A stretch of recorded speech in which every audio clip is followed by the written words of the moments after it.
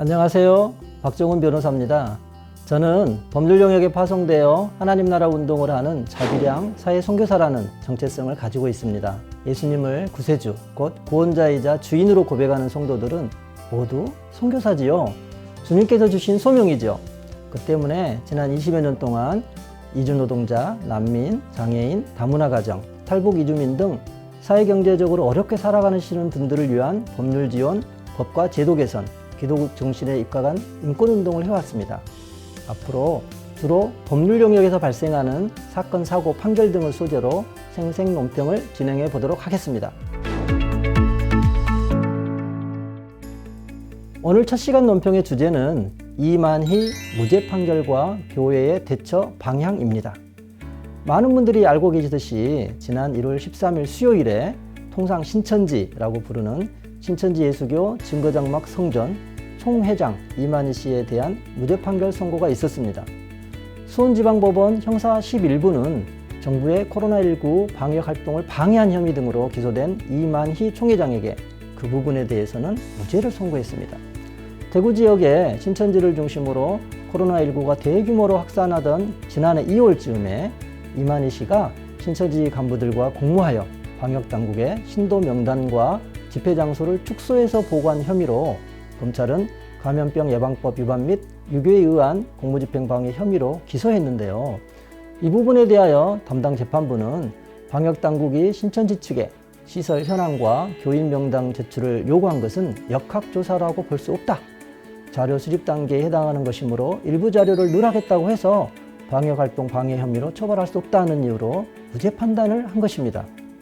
여기에 대해서는 의견이 분분합니다. 감염병 예방법상 역학조사와 자료 제출 요구를 구분하고 있고요. 역학조사를 거부, 방해, 회피, 거짓 진술, 거짓 자료 제출, 고의로 누락, 은폐하는 행위는 처벌 대상인데요. 방역당국이 시설 현황과 교인 명단 제출을 요구한 것 자체는 자료 수집에 불과하므로 감염병 예방법에 따라 처벌할 수는 없다는 견해가 있고요. 역학조사를 하려면 관련 자료를 제출받아야 되죠. 그런데 만일 자료를 누락하거나 허위로 제출하면 역학조사 자체에 문제가 생기니까 신천지와 같이 신도 명단과 집회 장소를 축소해서 보고한 경우에도 방역활동 방해로 처벌돼야 한다는 의견도 있습니다. 또 이단에 속하는 신천지로 인해 코로나19가 대규모로 확산되고 그로 인해 개인적으로, 사회적으로, 국가적으로 엄청난 손해가 발생했는데 왜 처벌할 수 없는 거냐? 이런 정서적인 흐름도 있습니다. 제 생각엔 감염병 예방법 규정을 어떻게 해석하냐에 따라 다르게 판단될 여지가 있지만 재판부의 판단도 맞을 가능성이 높다고 봅니다. 따라서 역학조사의 개념을 좀 더 폭넓게 규정하되 각 단계마다 방해 행위를 처벌하는 수위, 즉 형량을 다르게 하는 것이 합리적이지 않을까 하는 의견을 가지고 있습니다. 앞으로 항소심 판단도 지켜볼 필요가 있고요. 다른 한편으로는 현실에 맞게 법률을 개정할 필요도 있습니다. 참 많은 분들이 무죄 선고만 기억하고 계시는데요. 사실은 업무상 횡령과 업무방해에 대해서는 이만희 씨에게 유죄가 선고되었습니다. 신천지 연수원이죠. 평화의 궁전을 신축하는 과정에서 교회 자금 약 56억 원을 횡령한 혐의에 대해서는 특정경제범죄, 가중처벌 등에 관한 법률 중 업무상 횡령죄가 인정되었고요. 2015년부터 2019년까지 지방자치단체 승인 없이 해당 지방자치단체의 공공시설에서 종교형사를 연 혐의에 대해서는 업무방해죄가 인정되었습니다. 이처럼 일부 유죄가 인정됨에 따라 징역 3년에서 징역 4년을 선고받았습니다. 이와 같은 소식을 접할 때마다 정통교단에 속한 우리 성도님들은 의문을 가질 수 있습니다. 신천지는 이단인데 왜 처벌을 하지 않는 거지? 사실 제가 오랜 기간 동안 이단 관련 사역도 해왔는데요.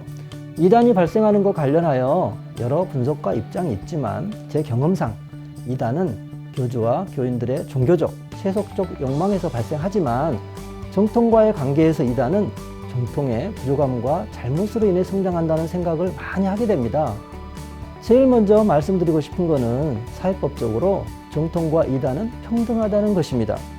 신학적으로, 신앙적으로, 교회법적으로 신천지는 이단이죠. 여러 정통교단의 총회에서 이단으로 판단을 하였습니다. 그런데 사회법에서는 정통과 이단을 구별하지 않습니다. 이단이든 정통이든 사회법상으로는 평등합니다. 사회법에서 처벌하는 것은 반사회적인 행위, 특히 법률을 위반하는 행위입니다. 이단 소속이라고 처벌하고 정통교단 소속이라고 봐주지 않는다는 것입니다. 오히려 더 엄격한 기대, 엄격한 기준을 적용하게 되니 하나님 영광을 가리지 않도록 더욱 주의하셔야 합니다. 둘째, 기독교 신앙을 가지지 않는 분들은 정통과 이단에 대해서 잘 모른다는 것입니다. 그분들은 신앙, 신학, 교회법을 잘 모르시죠. 그러니 겉으로 드러난 행위를 놓고 판단하게 됩니다. 예를 들면 코로나19 상황에서 혹시라도 교회가 사회법을 위반하고 감염병 유행에 기여하게 된다면 일반 시민사회에서는 그 교회와 기독교 전체를 비난하게 됩니다. 신천지와 뭐가 다르냐는 거죠. 정통 교회니까 괜찮다고 생각해주지 않는다는 것입니다. 세 번째, 대면 예배를 회복하기 위한 행동과 관련된 이야기입니다. 일부 교회와 성도들께서 대면 예배를 드리기 위해서 어떤 경우에는 정부의 방역 지침을 어기면서까지 무리하게 행동하시는 경우가 있습니다.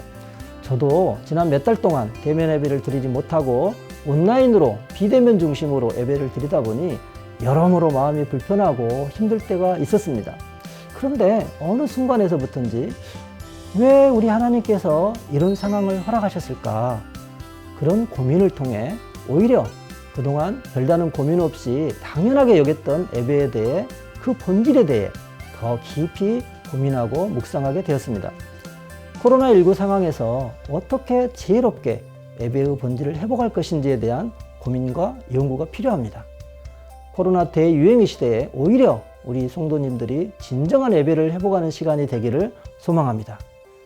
감사합니다. 지금까지 박종훈 사회선교사였습니다.